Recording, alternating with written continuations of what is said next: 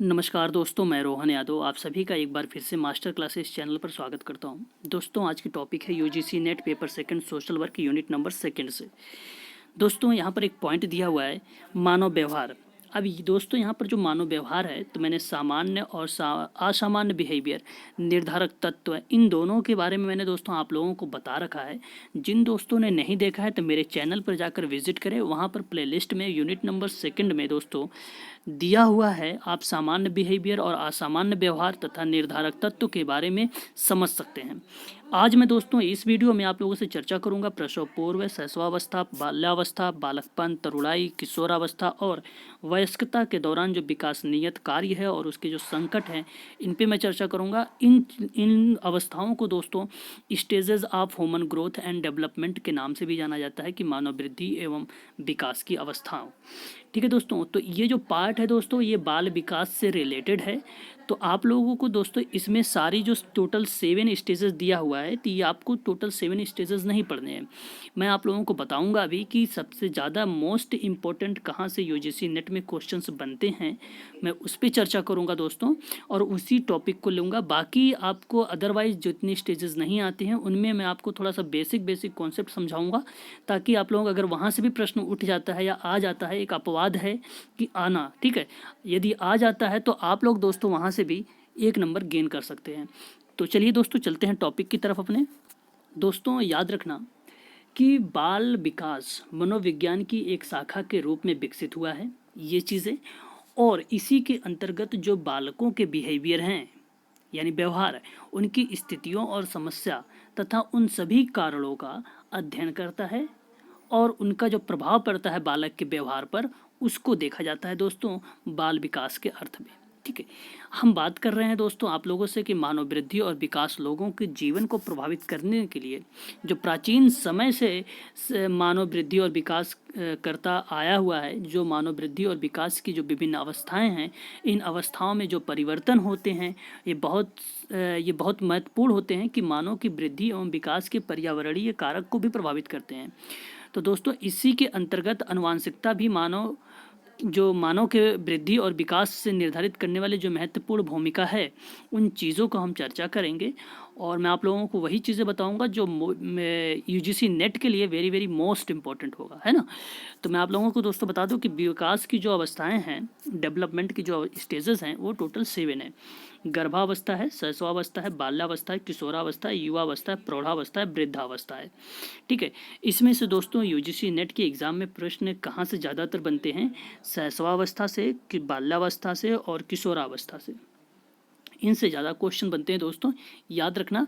और copy pen साथ में रखिए, साथ ही साथ आप लोग नोट डाउन भी करते चलना। ठीक है दोस्तों, याद रखना कि विभिन्न विद्वानों ने जो ये स्टेजेस दिया है दोस्तों वृद्धि और विकास के, वो कई तरीके से वर्गीकृत किया है। ठीक है, लेकिन जिस तरीके से यूजीसी नेट के सिलेबस में दे रखा है, मैं उसी तरीके से आप लोगों को बताने की कोशिश कर रहा हूँ।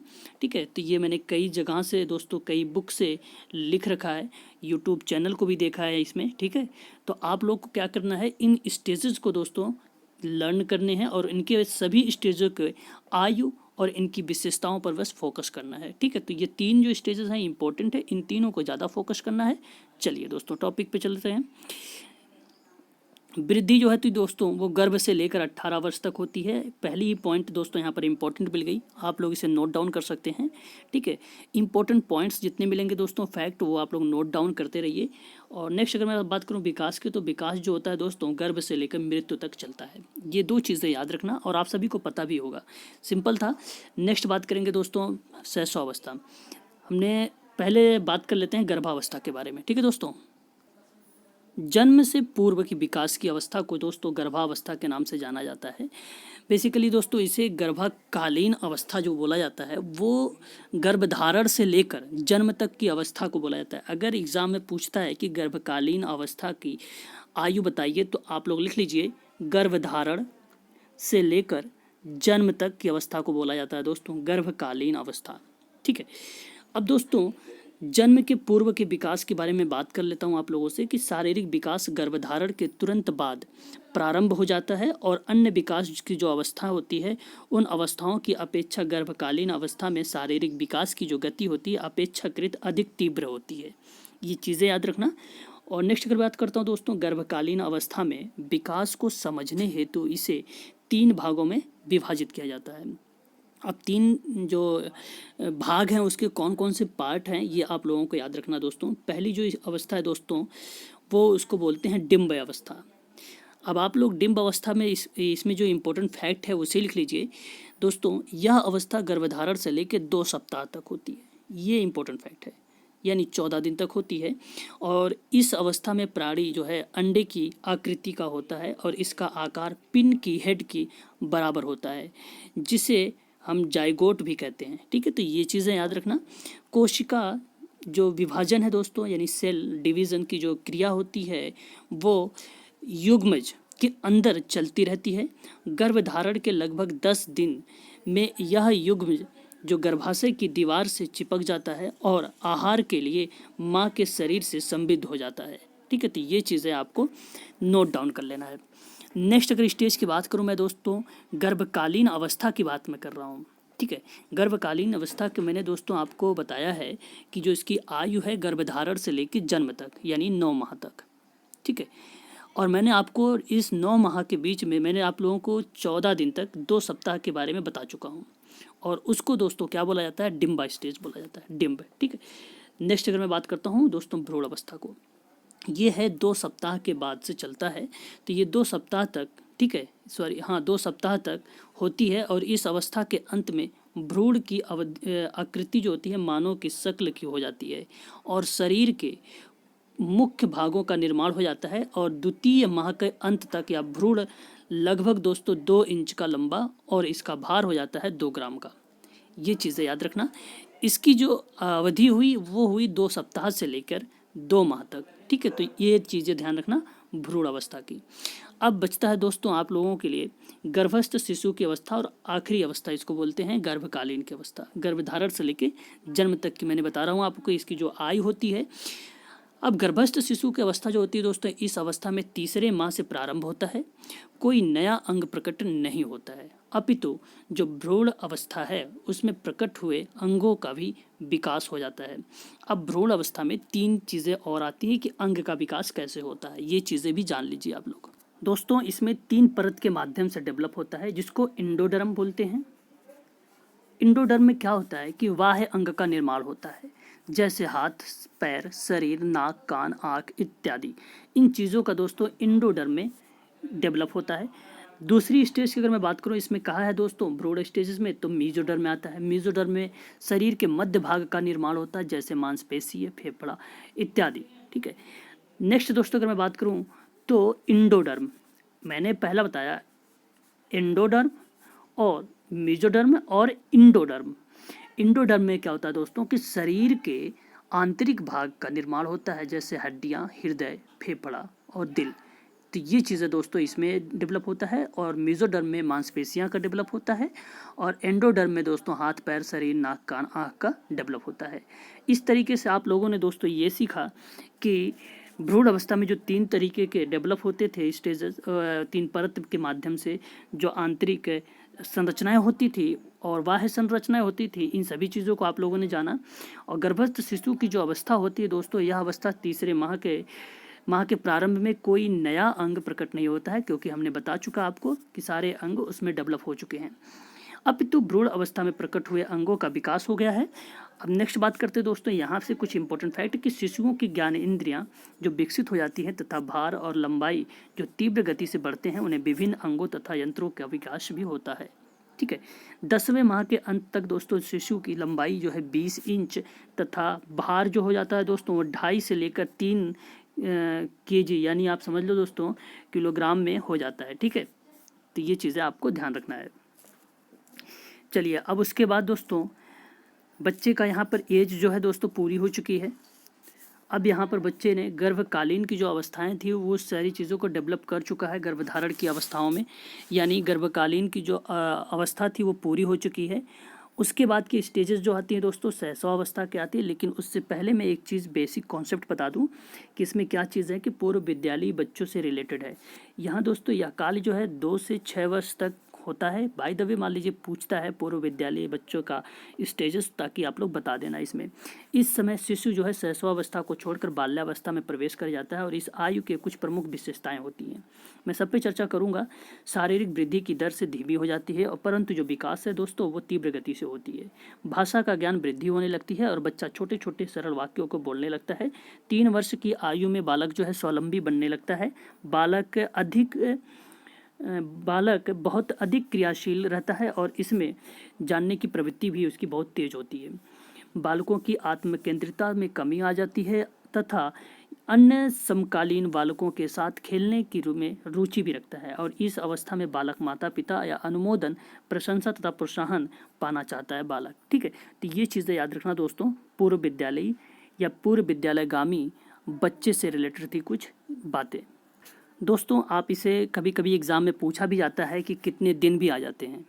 अगर जन्म से लेकर ये गर्भावस्था या गर्भकालीन अवस्था के बारे में पूछा जाता है कि बताइए इसकी आयु क्या है, तो गर्भधारण से लेकर जन्म तक अवस्था अगर नहीं है उस ऑप्शन में तो दिन करके आता है दोस्तों 280 यानी 280 दिन। तो यहाँ पर दोस्तों ये सही होगा 280 दिन में। फिर उसके बाद शैशवावस्था आता है दोस्तों, ये IMP मैंने कर रखा है, यहाँ से ये पढ़ना जरूरी है। ये जन्म से लेकर दोस्तों 2 वर्ष तक होती है। गर्भ यहाँ से दोस्तों अगर मैं बात करूँ शैशवावस्था जो है 0 से लेकर 2 वर्ष, तो इसको आप ध्यान देना, बेसिक कॉन्सेप्ट समझा रहा हूँ दोस्तों आप लोगों को कि इसमें होता क्या चीज़ है ना।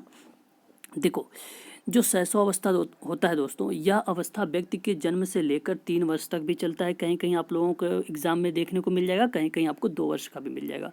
ठीक है, तो आपको कॉमन सेंस लगा के दोस्तों उस ऑप्शन में चूज़ करना होगा। बेसिकली दोस्तों 0 से लेकर 2 वर्ष का ही होता है। ठीक है, अब यह अवस्था जो होती है वृद्धि और विकास से जुड़ी होती है। तो इस अवस्था में 4 अवस्थाएं भी पाई जाती हैं। अब देखिए मैंने हर अवस्थाओं में बात कर रहा हूँ, आपको कुछ ना कुछ मिल रहा है। तो इस अवस्था में भी दोस्तों आपको 4 चीज़ें मिल रही है।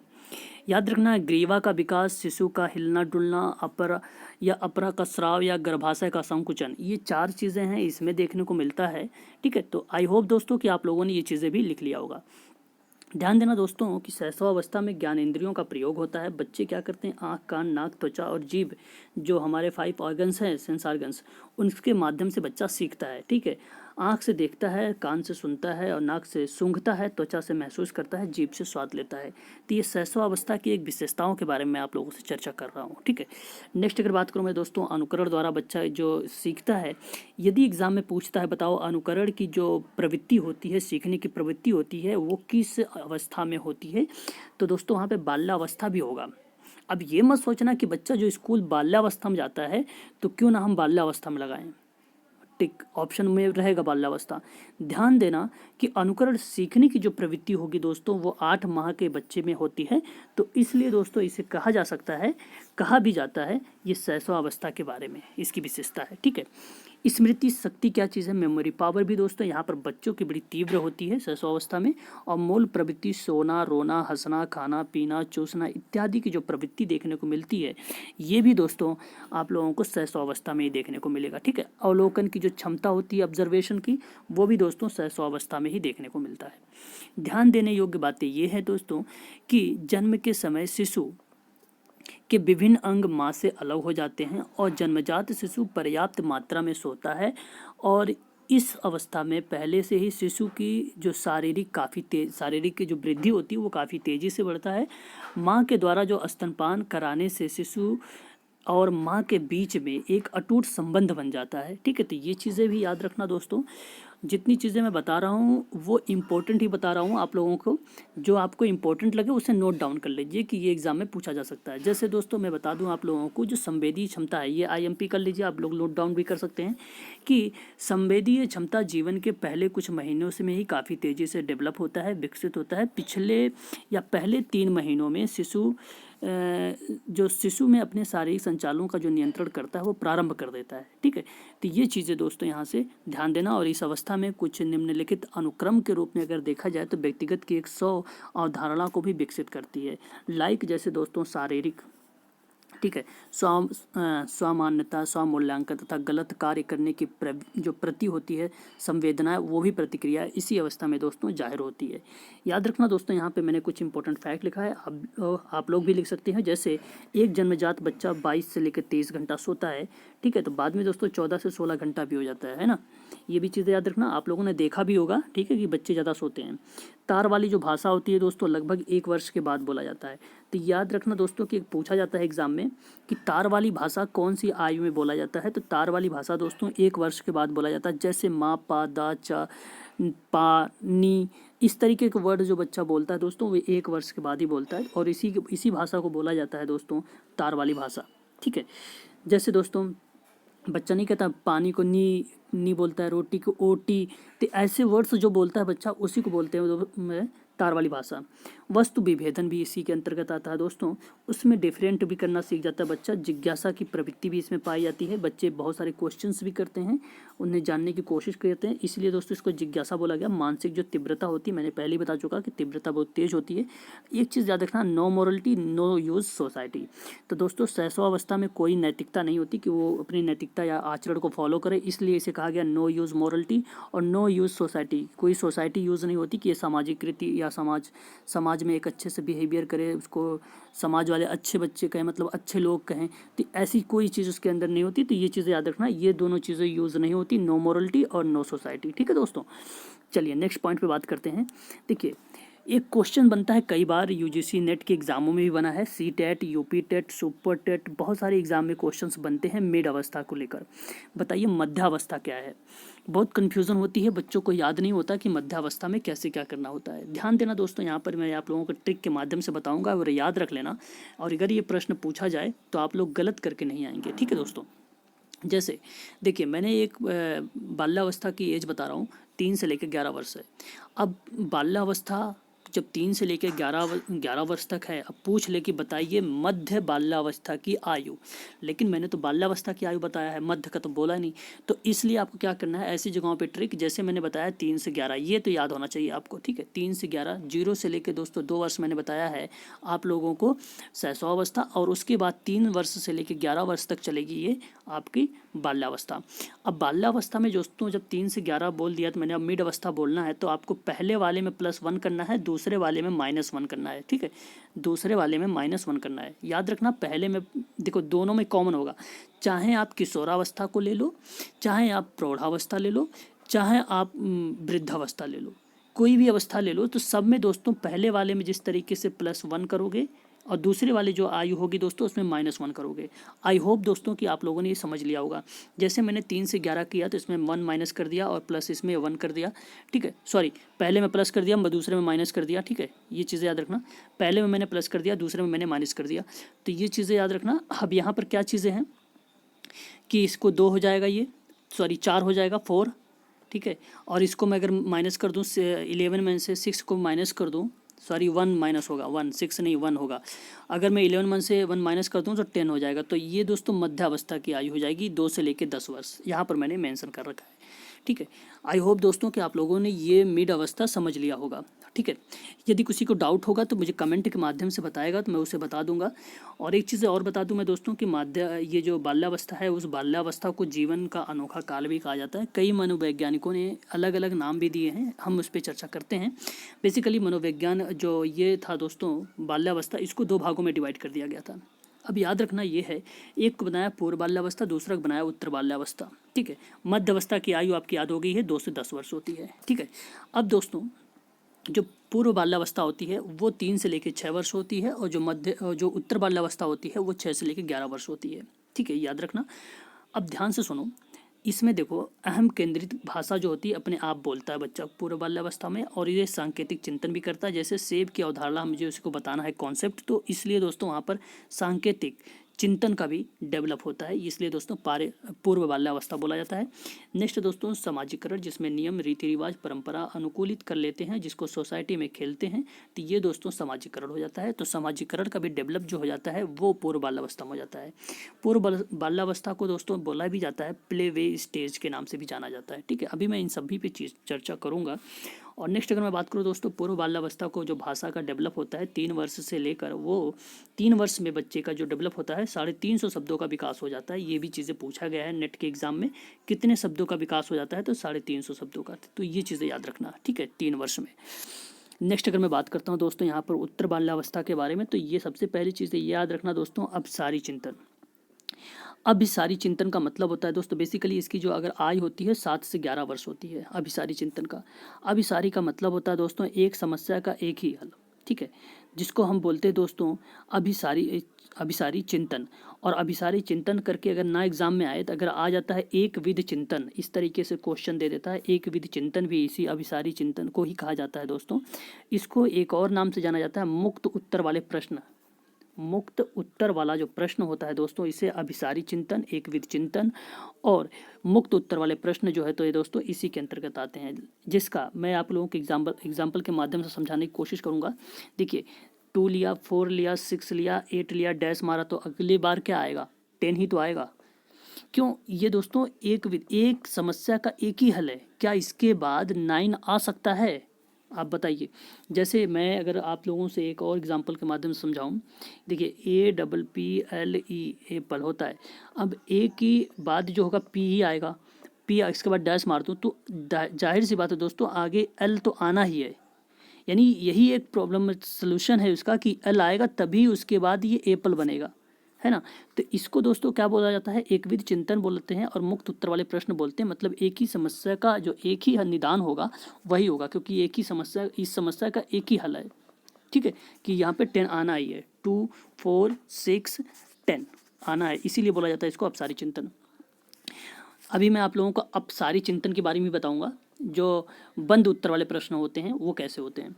नेक्स्ट बात करता हूँ दोस्तों, वास्तविक सीखना क्या चीज़ है। देखिए वास्तविक सीखना दोस्तों इसी के अंतर्गत आता है जो बच्चे रियलिटी में सीखते हैं, ठीक है। यहाँ पे देखिए संकेत के माध्यम से सेब की अवधारणा के बारे में सीख रहा था, कॉन्सेप्ट के बारे में। यहाँ वास्तविक वो सीख लेता है कि ये देखो सेब है और ये लाल कलर का है, ये मीठा होता है, ये सारी चीज़ों के यहाँ पे इसने कॉन्सेप्ट जो है अपने माइंड में रख लिया है। सुनहरी अवस्था भी इसको बोला जाता है, इसको जिज्ञासा की प्रवृत्ति की और तार्किकता की अवस्था भी बोलते हैं। बच्चे इस स्टेजेस पे बहुत ज़्यादा तर्क वितर्क करते हैं, ये क्या है, ये क्या नहीं है। इसमें जिज्ञासा की जो प्रवृत्ति होती है 6 से लेकर 11 वर्ष की आयु में बहुत तीव्र होती है। मिथ्या परिपक्वता अवस्था, इसमें मिथ्या भी परिपक्वता अवस्था पाई जाती है। मिथ्या से रिलेटेड ये है दोस्तों कि बच्चे के अंदर, जैसे अब देखिए कि अगर चिड़िया आकाश में उड़ रही है तो अगर हवाई जहाज़ भी चलेगा तो उन्हें ऐसा लगता है कि चिड़िया नहीं, यह इसी को जो हवाई जहाज़ को भी चिड़िया बोलते हैं। तो ये मिथ्याएं वर्ड है वहाँ पे इनका, इसलिए कहा जा रहा है कि इनके इस चीज़ें में वहाँ पे कॉन्सेप्ट जो है दोस्तों क्या होता है कि मिथ्याएं परिपक्वता जो अवस्था है इसी कारण से बोला जाता है इस स्टेजेस में, ठीक है। समूह में खेलना इसी स्टेजेस में होता है, 6 से 11 वर्ष की अवस्था में। परंपरागत नैतिकता का जो डेवलप होता है दोस्तों इसी स्टेजेस में होता है, ठीक है। आई होप दोस्तों कि आप लोग ये सभी चीज़ों को समझ रहे होंगे। देखिए यह अवस्था जो है दोस्तों 3 से 6 वर्ष तक होती है, मैंने आप लोगों को बता दिया है, ठीक है। और इसमें विद्यालय पूर्व की अवस्था जो होती है कष्टप्रद और ये कष्टप्रद यानी कष्टदायक अवस्था भी होती है और इस नाम से भी जाना जाता है। अगर आप मान लीजिए एग्जाम में आ जाए कष्टप्रद अवस्था किसे कहा जाता है, तो दोस्तों इसी को कहा जाता है पूर्व बाल्यावस्था को ही, ठीक है। यदि आप लोगों से पूछा जाए कि बताइए इस अवस्था में शारीरिक विकास जो है धीमी गति से होता है, तो ये भी चीज़ें सही होगी दोस्तों, ठीक है। इस अवस्था में ध्यान देना कि आदतें को जो होता है बाल्यावस्था में प्रारंभ हो जाती है, ठीक है। और इसी अवस्था में अस्थायी होता है, कौशल प्राप्त करने की जो अवधि होती है इसी स्टेजेस पे होती है। बालक का जो बोध होता है वो विकास भी इसी स्टेजेस पे होती है। संज्ञानात्मक विकास, वृद्धि, लिंग और बहुत सारी ऐसी चीज़ें होती हैं जिसमें बालक के पालन पोषण के अनुसार जो भी चीज़ें होती हैं, खेल के अनुसार सभी कौशलों का डेवलप भी इसी स्टेजेस में होता है। और सामाजिकरण का भी मैंने आप लोगों को बता ही चुका हूँ, सामाजिकरण के, तो सामाजिकरण का भी इसी में डेवलप होता है, ठीक है। चलिए उत्तर बाल्यावस्था के बारे में थोड़ा सा कॉन्सेप्ट समझ लेते हैं। यह अवस्था जैसे मैंने अभी आपको बताया है 6 से लेकर 11 वर्ष की तक है, ठीक है। कभी कभी मैंने बताया आपको किसी बुक में 12 भी मिल सकती है, तो कन्फ्यूज़ मत होना, ठीक है। तो 12 भी मिल जाती है। और इस अवधि का दोस्तों जो है शारीरिक वृद्धि का जो सामान्य गति से होती रहती है। इसमें स्वास्थ्य, पोषण और उसकी वासना बुद्धि को प्रभावित करती है। इसमें व्यक्ति को जो विकसित होता है वो कौशलों को 4 भागों में डिवाइड कर दिया गया। अब 4 भाग कौन कौन से आप लोग नोट डाउन कर सकते हैं इसमें। जैसे दोस्तों 4 भाग ये हो सकता है, एक स्व सहायता कौशल होगा, दूसरा होगा सामाजिक सहायता होगा, तीसरा होगा दोस्तों विद्यालय का कौशल होगा, चौथा होगा खेल का कौशल होगा। तो खेल का कौशल इसमें भी है, चीज़ें ये भी याद रखना, ठीक है ना। तो इस हिसाब से दोस्तों इसमें जो चार भाग डिवाइड किए गए हैं कौशलों को, मैंने उसके बारे में आप लोगों को बताया। तो ये भी दोस्तों आप लोग नोट डाउन कर दिए, क्योंकि यूजीसी नेट में ये सारी चीज़ें पूछी जा सकती हैं, ठीक है। इस अवस्था में बालक अपने संवेगों को जो प्रत्यक्ष अभिव्यक्ति है, उसकी एक्सप्रेस है, उसमें नियंत्रण करने प्रयोग करके सीख जाता है, ठीक है। बालक इसमें अपने साथियों के साथ रुचि लेता है, उसकी एक्टिविटी को करता है या उसकी एक्टिविटी उनके साथ करता है या खेलता है। अभिभावकों द्वारा जो या पेरेंट्स द्वारा या आधारित या मानदंडों को प्रायः अस्वीकार कर देते हैं बच्चे इस स्टेजेस पे, मानते ही नहीं। अगर आप कुछ मंगवाओ, ट्राई करो घर वाले बच्चों से कि ये लेके आओ, लेके आएंगे ही नहीं जल्दी, है ना। तो ये चीज़ें भी याद रखना कि इसी स्टेजेस में ये चीज़ें होती हैं कि उसमें विरोधाभासी ऐसे वर्ड या विरोधपूर्ण दृष्टिकोण जो है इसी स्टेज पर डेवलप होता है, ठीक है। इस अवधि में बालक जिन नैतिक संहिता का निर्माण करते हैं वे समूह को नैतिक मानदंडों को प्रभावित होती है। बड़े बालकों की जो रुचि होती है छोटे बालकों की रुचियों से अधिक व्यापक होती है। इसमें कई ऐसे नए विषय हैं जो शामिल किए हुए हैं, और इस अवधि में स्त्री और पुरुष की जो भूमिका होती है, बच्चों के रंग रूप और व्यवहार, उपलब्धियां, रुचि, जो भी दृष्टिकोण है, इन सभी चीज़ों को इसमें उत्तर बाल्यावस्था में जो है प्रभावित होती है। ये भी चीज़ें आप लोगों को ध्यान देना है, ठीक है। नेक्स्ट अगर मैं बात करूँ दोस्तों, पूर्व बाल्यावस्था को ही प्ले वे स्टेज के नाम से भी जाना जाता है। ये भी चीज़ें आप लोग नोट डाउन करते चलिए, लिखते रहिए साथ ही साथ दोस्तों। आप लोग पूर्व बाल्यावस्था में भी खेल खेलना शुरुआत कर देता है। मैंने पहले बता चुका, सोसाइटी में खेलना पूर्व बाल्यावस्था में ही होता है, शैशवावस्था में बिल्कुल नहीं होता। अच्छा, एक चीज़ और याद आ गया मुझे शैशवावस्था से लेकर। याद रखना दोस्तों, शैशवावस्था में अगर जब कभी पूछा जाएगा हड्डियों की संख्या कितनी होती है, नवजात शिशुओं की हड्डियों की छोटी संख्या कितनी होती है, तो आप लोग बताना दोस्तों 270 होती है, ठीक है। ये संपूर्ण शैशवावस्था में छोटी कोमल लचीली भी होती है। अभी मैं आपको बताऊंगा कि 300 हड्डियों तक कैसे पहुंचाता है, कौन सी स्टेज में पहुंचता है, और कौन सी स्टेज में वो 206 हड्डियाँ होती हैं, ठीक है। तो याद रखना, अभी शैशवावस्था की मैंने चर्चा किया है, 270 हड्डी होती है शैशवावस्था में, ठीक है। Very very most important question है, ये पूछा गया है, ठीक है। चलिए, नियम और कानून और उसके नियम कहाँ चला गया, नियम और कानून, ठीक है। नियम और कानून व्यवस्था को अनुकूलित कर लेता है और उसे समाजीकरण कहते हैं। अभी भी मैंने आप लोगों को बताया भी है कि रीति रिवाजों को जो भी चीज़ें एक्सेप्ट कर लेता है तो वहाँ पर वो समाजीकरण का डेवलप कर लेता है ना। और नेक्स्ट बात करता हूँ दोस्तों, चिंतन। मैंने कहा था अभी आप लोगों से बात किया हूँ अभिसारी चिंतन के बारे में दोस्तों। तो यहाँ एक चीज़ है, देखिए, अभिसारी चिंतन में रॉस महोदय जी का अनुसार कहा गया है कि चिंतन मानसिक क्रियाओं का ज्ञानात्मक पहलू है। तो ये चीज़ें नोट डाउन कर लीजिए, पूछा जा सकता है। चिंतन दो टाइप का होता है दोस्तों, एक अभिसारी चिंतन जिसको इनबॉक्स थिंकिंग भी बोलता है, ये भी नेट एग्जाम में पूछा जा सकता है, इंग्लिश में ही लिख कर आ जाता है इनबॉक्स थिंकिंग करके, ठीक है। हिंदी वालों बच्चे भी ध्यान दें, इंग्लिश में भी लिखा हुआ आ जाता है। तो इनबॉक्स थिंकिंग बोला जाता है जिसको 7 से लेकर 11 वर्ष की आयु होती है, और इसका मतलब होता है दोस्तों किसी एक समस्या का तुरंत हल निकाला जाए, उसे कहा जाता है अभिसारी चिंतन। अब मैंने यही एग्जांपल दे रहा हूँ, 2, 4, 6, 8, 10, तो नेक्स्ट 12 होगा दोस्तों, क्योंकि यही एक समस्या आ रही है आगे फिलअप करने का मिसिंग में, तो वह 12 ही आएगी। इसलिए दोस्तों इसको बोला जाता है अभिसारी चिंतन, यानी किसी एक समस्या का तुरंत हल निकल गया, ये हो गया। और इसी को बोलते हैं दोस्तों बंद उत्तर वाले प्रश्न, और एक विधि उत्तर वाले प्रश्न भी बोलते हैं, ठीक है। नेक्स्ट अगर मैं बात करता हूँ दोस्तों, यहाँ पे अपसारी चिंतन जिसको आउट ऑफ बॉक्स बोलते हैं, ये 12 वर्ष के ऊपर के बच्चों का होता है, और इसको बेसिकली बोला जाता है किसी एक समस्या का बहुत सारा हल हो।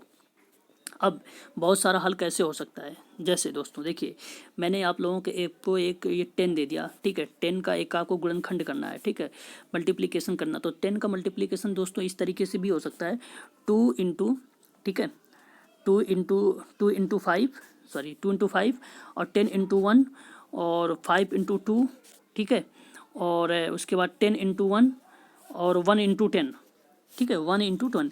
तो ये सारे देखिए कितने आपको, एक समस्या बहुत सारे हल, एक समस्या है कितने तरीके से हम इसको निकाल रहे हैं, तो इसी को बोला जाता था दोस्तों अपसारी चिंतन। और ये 12 वर्ष के ऊपर के बच्चों को होता है, मुक्त उत्तर वाले प्रश्न बोलते हैं, यानी कई इसका जो भी आंसर होगा वो आंसर कई तरीके से दे सकते हैं। जैसे मैं कहूँ कि अगर मान लीजिए कोरोना वायरस से बचना है, तो कोरोना वायरस से बचने के लिए आप मुझे बताइए क्या क्या उपाय होने चाहिए।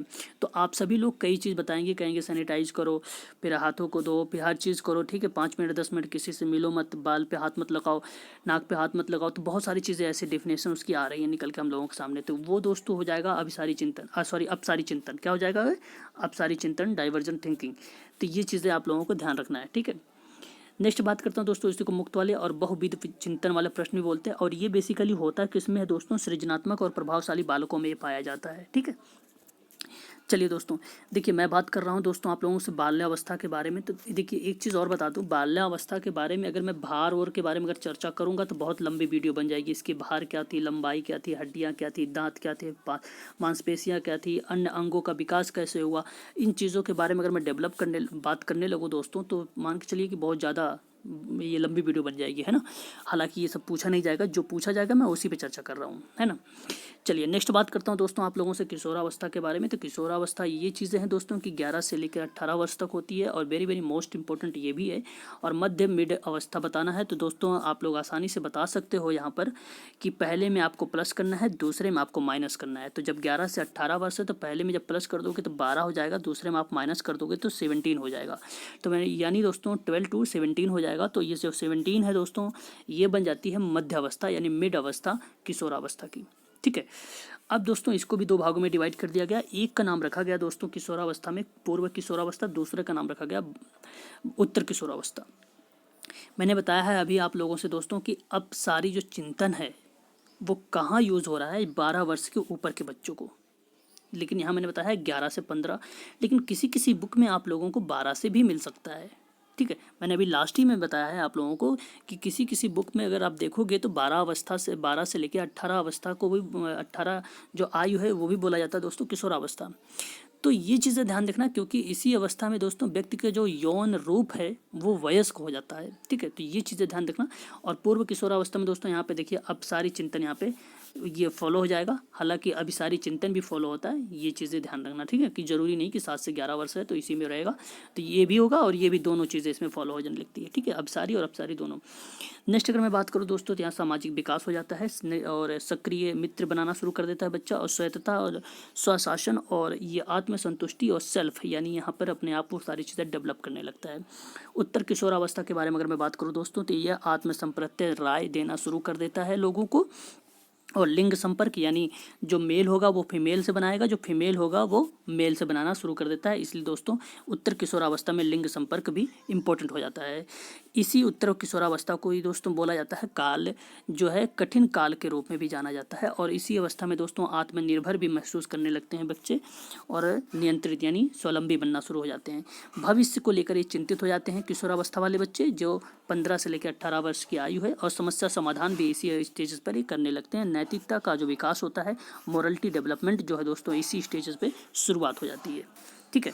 देखिए कुछ इंपॉर्टेंट फैक्ट है दोस्तों, आप लोग इसी भी लिख सकते हैं। और अगर आप लोगों को देखो किशोरावस्था से रिलेटेड जानना है, क्योंकि ये आईएमपी टॉपिक है दोस्तों, यहाँ से प्रश्न बहुत बनते हैं, तो याद रखना दोस्तों ये कि यह अवस्था जो है संक्रमण अवस्था के परिवर्तनों के समय की ही एक अवस्था व्यवस्था के रूप में प्रवेश द्वार माना जाता है, और इसमें व्यक्ति अपनी पहचान की तलाश करता है। और इस अवस्था में वयस्क संधि बालक और बालिकाओं के विभिन्न आयु से भी होता है।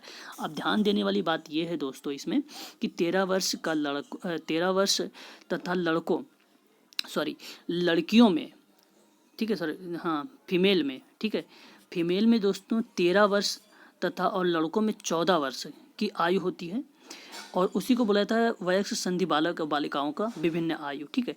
लड़कियों में इसका जो संकेत होता है वो रजस्राव बोला जाता है, इसको लड़कियों में रजस्राव, ठीक है, याद रखना रजस्राव, ये ग्रंथि है ये।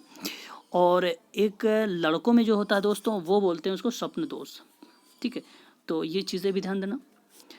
और नेक्स्ट अगर मैं बात करता हूँ दोस्तों यहाँ पे वयस्क संधि में, तो तीव्र परिवर्तन और विकास को जो निर्धारण करता है वो आनुवांशिक और पर्यावरणीय कारकों के द्वारा से होता है। वयस्क संधि में जो पर्याप्त शारीरिक कल्याण होता है वो दृष्टिकोण से उसके व्यवहार को प्रभावित करता है, ठीक है। अब ये चीज़ें ये ध्यान देने वाली बात है कि अगर मान लीजिए किशोरावस्था में मैं बात कर रहा हूँ वयस्क संधि के बारे में, तो यानी किशोरावस्था से उत्तर किशोरावस्था के बारे में चर्चा कर रहा हूँ, तो जरूरी जानना ये है कि नकारात्मक जो आत्म संयम है, नकारात्मक आत्म संयम, वो भी इसी में विकसित हो जाता है, ये भी चीज़ ध्यान देना, ठीक है। और कभी कभी अगर मान लीजिए ये पूछा जाए कि बालक की जो परिपक्वता, किशोरावस्था में बालक परिपक्वता को प्राप्त कर लेता है तो सामाजिक परिवर्तनों के साथ जो साथी समूह होते हैं उन्हीं के प्रभाव से मैच्योरिटी दोस्तों सामाजिक व्यवहार में ही शामिल है। और इस अवस्था को ही महत्वपूर्ण और जो इंटरेस्ट रखता है, अभिरुचि रखता है, वो मनोरंजन से संबंधित अभिरुचि और निजी तथा धार्मिक अभिरुचि इत्यादि जो सारे इंटरेस्ट हैं उनके, जो सभी रुचियाँ हैं या अभिरुचि हैं, वो सभी चीज़ें इसकी नैतिकता के परिवर्तन में शामिल की जाती है, ठीक है। अब ध्यान देने वाली एक चीज़ और है, इंपॉर्टेंट बात है कि किशोरावस्था में उच्च आवेगों को ही दोस्तों अवधि कहा जाता है।